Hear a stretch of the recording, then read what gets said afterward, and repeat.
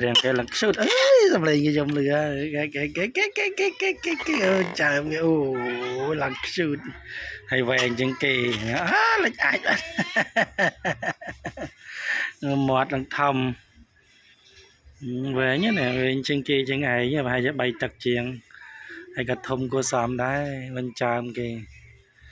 chàm ở hai chàm mọt thầm bà mà hay bác khám đã trai bằng ôn ơi ấy chứ